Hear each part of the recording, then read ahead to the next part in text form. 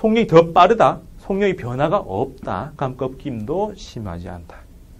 작다. 그래서 빨간색이 위쪽으로 오게 되어 있습니다.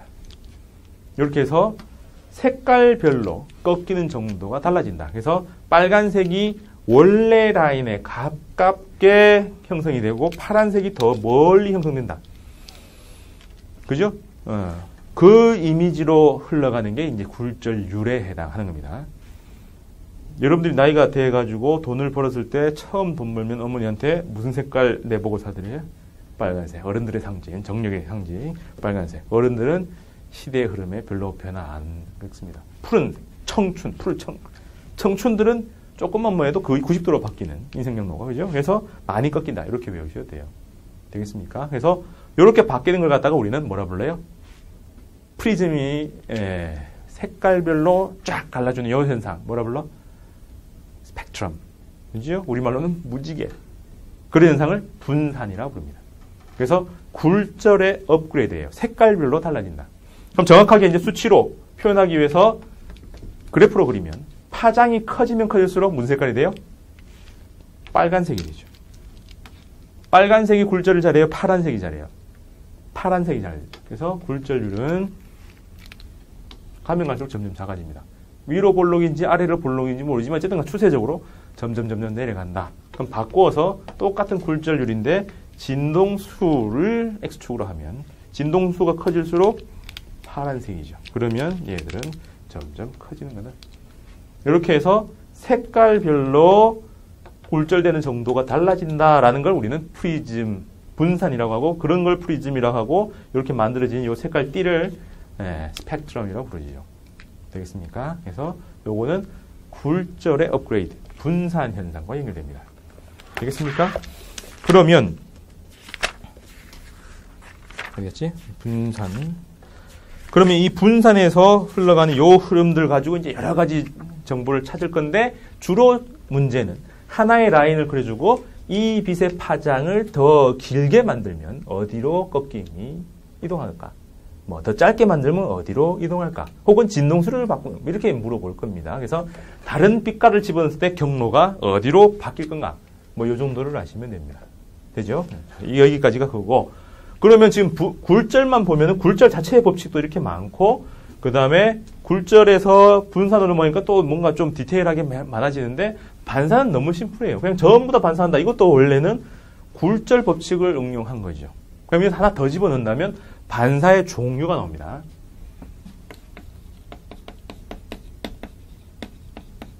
반사의 종류가 고정단 반사가 있고요. 자유단 반사가 있어요. 이건 끝단자를 써서 끝자리가 고정되었느냐, 끝자리가 자유로우냐에 해당합니다. 이건 상대적인 건데, 밧줄에 묶어놓으면 고정단이고요. 밧줄 끝을 고리로 만들어서 링에다가 그냥 자유롭게 움직이게 해놓은 이런 겁니다. 그래서 끝자리를 줄에다가 팔을 전달시킬 건데, 줄 끝을 묶어놓은 거 고정단, 자유롭게 움직여 놓으면 자유단이죠. 그럼 여기서 입사팔을 이렇게 생긴 걸 쫙 집어넣으면 쭉 지나가다가 끝에 묶여 있으니까 여기서는 없어져 버립니다. 그럼 어떻게 해요? 위로 올라가자라는 자극을 줬는데 얘들은 그 자극을 없애기 위해서 밑으로 내려가려는 이런 반항, 작용, 반작용을 만들겠죠. 그럼 일단 이게 지나가서 없어졌는데 이 자리는 얘 때문에 올라갔어야만 하는데 그걸 안 가려고 밑으로 하는 이런 자극을 새로 생성하죠. 그러면 방향성 없습니다. 여기서 밑으로 가려는 이런 자극이 생겼으니까 왼쪽을 전파한다면 뒤집어진 형태가 나오죠. 파가 뒤집어졌다. 위상이 변했죠. 얼마나? 2분의 람다만큼. 180도만큼 변합니다. 근데 자유롭다면 이게 이렇게 된 게 들어간다면 가자 하면 이게 그냥 가는 거죠. 그럼 지나가면서 이걸 위로 올렸다 내려놓으니까 이게 그냥 팍 나오니까 지나가면 그냥 그대로 그냥 다시 튕겨 나오는 거죠. 그래서 여기서는 위상차가 제로가 됩니다. 고정단과 자유단은 끝자리가 어떻게 되어 있냐인데, 이건 밧줄로 보면은 당연히 보이지만 빛으로 보면은 속력 가지고 봅니다. 여기가 공기, 여기가 물이라고 하면 속력은 위가 더 빠르죠. 그럼 굴절률로 보면은 밑에가 더 크게 되어 있습니다. 그럼 속력이 빠른 곳에서 느린 곳으로 가다가 반사하면 빠른 곳에서 느린 곳으로 가는 거죠. 그럼 이게 고정단이고요. 느린 곳에서 빠른 데로 가다가 반사하면 이게 자유단에 해당하죠. 외웁니다. 고정단은 공기, 물 공기에서 고정단은 위에서 내려오는 요겁니다. 그래서 공기에서 물로 가다가 반사. 원래는 속력이 빠른 데서 느린 대로, 속력 빠르니까 굴절은 작은 데서 큰 데로 해서 요 세 세트를 다 외우되 기본 법칙이 여기 있으니까 보통 문제는 요거를 넘어서 여기서 나옵니다. 근데 여기서 추론해서 가는 거예요. 여튼 세 조합을 다 외워야 돼요. 뭐가 고정단인지, 뭐가 자유단인지. 왜 구분해요? 반사하는 것만으로 위상이 딱 변하는 상태가 있으니까.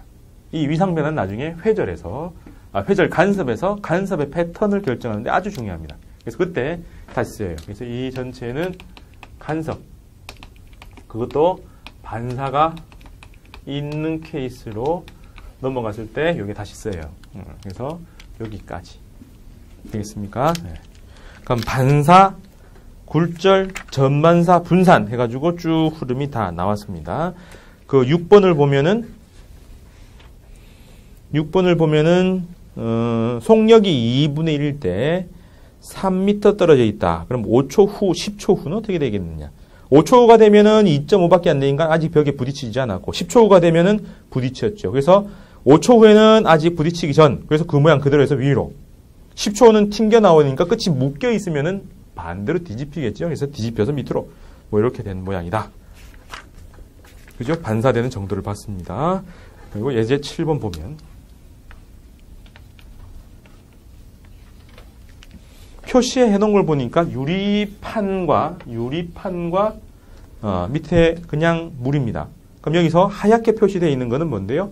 파면이죠. 그럼 파면에 수직으로 해야 진행 방향이 나오니까 파면에 수직. 그 다음에 이 파면이 좌회전했으니까 진행 방향도 좌회전했겠죠. 그래서 이렇게 수직. 이걸 왜 그렸어요? 우리가 반사 굴절을 따질 때 입사각 굴절각을 어디? 법선각과 누가고? 진행 방향하고 이루는 거니까. 괜히 파면 놔두고 난 좀 바꿔도 할 수 있어 하면은 실수를 굉장히 잘합니다. 그래서 원론대로 진행 방향 구하고 그 다음에 뭘 구해요? 법선을 딱 구하고 그 다음에 이 각을 입사각, 이걸 굴절각이라고 처리를 해야 됩니다. 그러면 첫 번째 입사 쪽이 여기 45도. 어디가 45도지? 파면하고 경계면하고 이루는 게 45도. 여기가 45도. 그럼 여기도 45도. 그럼 여기가 45도. 그럼 얘는 파면하고 경계면하고 이루는 게 30도. 그럼 여기가 60도. 그럼 여기도 30도. 그죠? 그래서 여기서 정보를 이끌어낼 수 있는 거는 입사가 45, 굴절이 30인데 이것만 가지고는 비례식을 못 만들죠? 뭘 해야 돼요? 사인.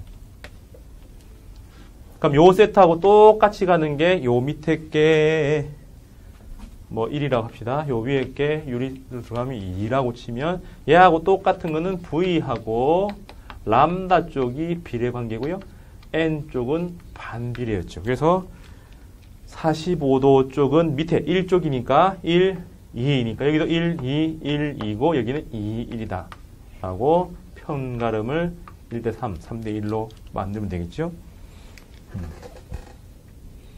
되겠습니까? 네. 그래서 이렇게 만들어 놓으면 파장의 비와 속력의 비는 똑같이 사인 30도와 사인 45도 얼마입니까? 루트 2분의 1에 해당하죠. 네. 그렇게 쭉 나오고 2번, 3번. 그 다음에 4번 진동수는요. 네. 굴절된다고 해서 파 하나, 고유한 파가 딱 하나 발생하면 안 바뀝니다. 여러분들이 엄마 뱃속에 태어나서 모습이 바뀐다 하더라도 여러분들 고유성이 안 바뀌는 것처럼 파가 일단 생기고 나면 걔들의 진동수가 안 바뀝니다. 뭐가 발생하지 않고 선은 진동수가 안 바뀌어요. 도플러 현상이 발생하지 않고는 진동수가 안 바뀝니다. 그래서 1대1. 자, 여기서 다 했는데 이게 수심이 나오고 수심이 있는 그 물 표면에서 일어난 걸 갖다 우리는 뭐라 불러요? 수면파라 부르죠. 수면파는 속력이 왠지 모르는데 수심의 루트배에 비례합니다. 수심이 깊을수록 파가 이게 진행하는데 걸리적거리는 게 땅바닥에 있는 돌멩이 이런 거하고의 마찰이기 때문에 깊을수록 수심이 깊을수록 전파 속도가 빨라요. 그러면 얘들도 비례 관계죠. 그래서 여기다가 집어넣기를 맨 마지막에 집어넣기를 루트 h를 집어넣고 여전히 1대2 대세를 따르는 쪽으로 갑니다. 근데 루트 안에 h가 들어갔어요. 그러면 이게 사인 45분의 사인 30도 얼마요? 루트 2분의 1입니다. 그럼 h는요? 루트 1, 루트 0은 할 수 없으니까 제곱입니다. 잘 생각해야 돼요. 그래서 2대 1에 해당하죠. 수심이 2대 1이다. 되겠습니까? 그래서 유리판의 두께는 수심의 딱 반 정도에 해당하는 걸 실험을 쓰면 딱 이렇게 45도로 들어가서 30도로 꺾여 나오는 실험이 딱 가능합니다. 유튜브 같은 데 보면 굉장히 많이 나와 있어요. 그렇죠? 자, 뭐 이런 현상 되겠습니까? 자, 뭐 이건 좀 기니까 잠시 끊어서 쉬고 와서 회절 간섭 보겠습니다. 자, B값 파동의 이제 메인입니다. 성질 중에서 회절 간섭. 아까 회절은 얘기했어요. 막혔을 때 그 너머에 이제 전달되는 뭐 그 흐름인데 그 정도는 파장이 길수록 좀 퍼짐이 더 심하고 그 다음에 구멍이 좁을수록 또 퍼짐이 더 심하다. 뭐 정도의 차이이기 때문에 그렇게 나오는데 그것보다는 이제 간섭이죠. 간섭이라고 하는 거는 아까 독립과 중첩의 원리 할 때 이게 중첩된 결과에 해당하죠. 과를 보는 겁니다. 그 두 개가 이제 합쳐져서 어떤 모양이 되는가. 그래서 기본적으로 이거는 두 개의 파가 합쳐지는 거죠. 그러면 파 하나, 둘 똑같은 모양으로 합쳐지는 게 있고 파 하나, 파 둘 이렇게 되는 게 있죠. 당연히 중간에 어정쩡한 건 있습니다. 간섭도 어정쩡한 간섭이 있는데 아날로그이기 때문에 양극단 두 개를 우선 따져보면 어떻게 됩니까? 얘들은 진폭이 2배가 될 테고 중첩이 그럼 이거는 정반대끼리 합쳐져서 아예 없어져 버리죠. 그래서 이 양극단의 이름을 붙여서 얘들을 보강 간섭이라고 하고 이걸 상쇄 간섭 혹은 소멸 간섭이라고 부릅니다. 자, 그러면 이 모양을 계속 그려놓고 판단하면 참 좋은데 실제로 이 모양은 우리가 보기 좋으라고 한 거지 빛이 이렇게 생겨먹었다는 건 전혀 알 수가 없어요. 그럼 이제 수치를 주죠. 뭘요? 하나하나의 위상이 아니라 두 개니까 두 개의 위상 차를 구합니다. 실제로 파 하나의 위상은 알 수가 없어요. 파 올 때 딱 잡아서 이 위상 얼마짜리 할 수가 없는 거죠. 잡더라도 계속 광속으로 변하고 있기 때문에 알 수가 없습니다만 그 만나는 두 개가 변하더라도 두 개의 차이는 일정하게 나올 수가 있죠. 여기서 계속 변한다 하더라도 이 차이는 계속 동일하지요. 그래서 이 위상차가 이 둘을 보면 아예 없거나 아예 한 파장, 두 파장, 온 파장으로 변하는 거죠. 그럼 여기는 정반대에 해당하니까 얘들은 반파장 혹은 2분의 3파장 이 흐름으로 변합니다. 그럼 이렇게 만나두면은 수학에서는 그냥 원소 나열법이라서 규칙성을 우리가 스스로 알아내야 됩니다. 그래서 정확하게 찾아보니까 얘들은 얼마요? 2분의 람다의 짝수배. 주어가 뭐예요? 위상차가. 그 다음 여기는 2분의 람다의 홀수배. 뭐가? 위상차가. 그래서 두 파가 왔는데 위상차가 짝수배가 되면 보강. 그래서 홀수배가 되면 상쇄가 된다라고 판단해서 이제부터 따질 거는 이 위상차를 따지는 겁니다. 모든 간섭의 패턴을 찾는 것은 최종적으로 주어 뭘 찾는다고요? 위상차를 찾는 거예요. 그러니까 위상차를 찾기 위해서는 위상이 변하는 걸 찾아야 되겠죠. 그래서 위상의 변화는 아까 하나 했습니다. 어떻게 하면 위상이 변했어요? 땅 반사했을 때 무슨 단 반사? 고정단 반사. 이건 아날로그가 아니라 디지털이죠.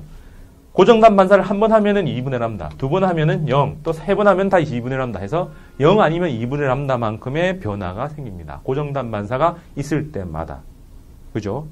근데 그거 말고 위상이 변한다고 제일 처음에 얘기했죠. 위상 얘기해놓고 위상이 변하는 게 뭐예요? 전파되는 거죠. 파가 이렇게 전파가 되면은 위상이 쫙 변화가 됩니다. 그러면 파가 전파되면서 얼마나 변했느냐를 알면 뭘 얘기해야 돼요? 파가 이렇게 쫙 진행을 하면서 얼마나 변했느냐. 이 지점에서부터 이 지점까지라고 할 거면 이 안에 파가 몇 개 들어가는지를 알아야 되겠죠. 뭘 찾으면 돼요? 거리 x. 거리를 구해서 이게 만약에 5람다다라고 하면 이 두 지점 사이 거리가 5람다. 람다의 정수배가 되면 똑같은 위상이죠.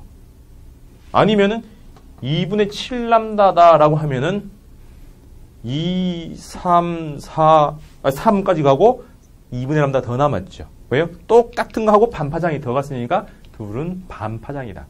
원래는 람다로 나타내는 이걸 하고 싶은데 두 지점 사이에 거리를 찾아서 파장의 변화, 아니 파장의 변화고 그 위상의 변화를 찾는 겁니다. 그래서 이걸 갖다가 무슨 길? 파가 전파한 그 길의 길이라고 해서 이걸 경로차라고 부릅니다. 그래서 위상차란 경로차하고 고정단 반사 효과를 합친 결과다. 그럼 반사가 없으면 경로차만 찾으면 되죠. 그럼 경로차는 얼마부터 얼마까지예요? 0부터 무한대까지 다 가능하겠죠. 그냥 쫙 달리면 우주 끝까지 달리니까. 그래서 이걸 우선적으로 찾고 그 다음에 고정단 반사가 있냐 그걸 합쳐서 위상차에 의해서 홀수 짝수배 그 다음 마지막은 보강 상세를 따지는 겁니다. 프로세스가 똑같아요. 여기서 순서가 좀 여러 단계가 거와서 그렇지 순서는 똑같으니까 요 로직 그대로 읽어내면 됩니다. 따라서 두 개를 무조건 따져볼 텐데 반사가 있으면 두 개를 합쳐야 되고 반사가 없으면 하나만 보면 되죠. 그래서 제일 처음에 배우는 게 첫 번째 반사가 없을 때